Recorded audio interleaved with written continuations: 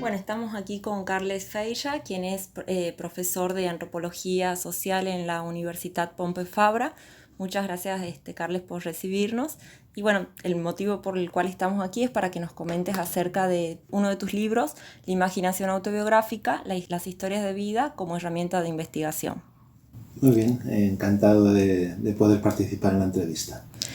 Bueno, acá viendo tu amplia biblioteca, hay muchos de los libros que son editados, publicados por vos.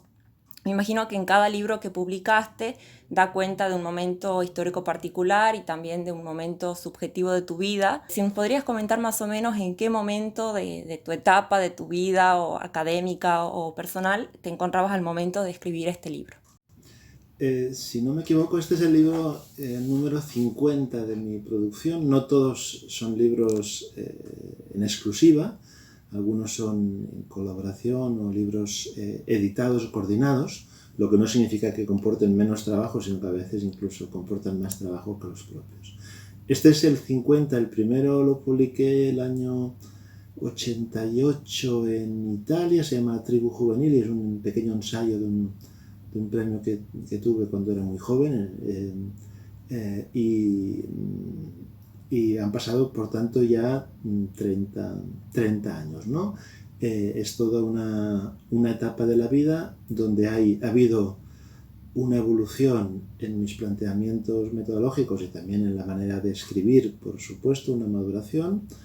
También uno pierde un poco la frescura de la juventud.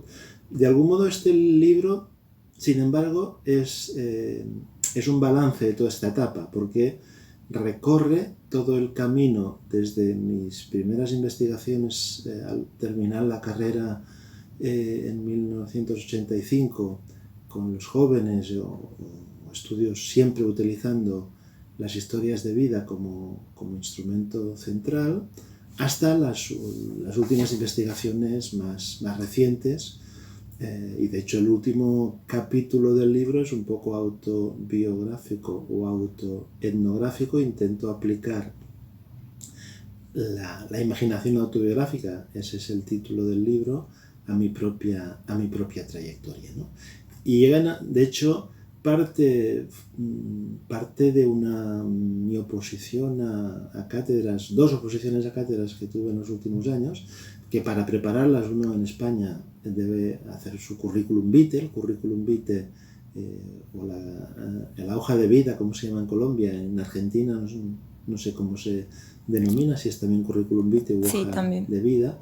Es una especie de biograma de visión simplificada, reducida de la vida en general o de la vida académica en particular, donde en el pasado solo se hablaba de lo positivo, ¿no? De los éxitos de un discurso lineal de la ilusión biográfica a la que Pierre Bourdieu se refería, ¿no? Que es una reconstrucción desde el presente que manipula, simplifica o reescribe el pasado. Pero en mi caso, en este caso, también incluí no solo los éxitos, sino también los fracasos, las dificultades, todo lo que el camino se interpone, que en toda vida, por supuesto, está presente. No hay ninguna vida que sea puramente lineal o puramente exitosa, sino que en toda vida hay vaivenes, hay recorridos, y eso es lo que intento defender en este libro. Por tanto, llegar a un momento de balance académico de mi propia trayectoria y que, pensándolo bien con el editor, pensé que podía recopilar textos escritos a lo largo de estos 30 años que de algún modo fueran mi caja de herramientas para compartir sobre cómo he usado o puede usarse la imaginación autobiográfica.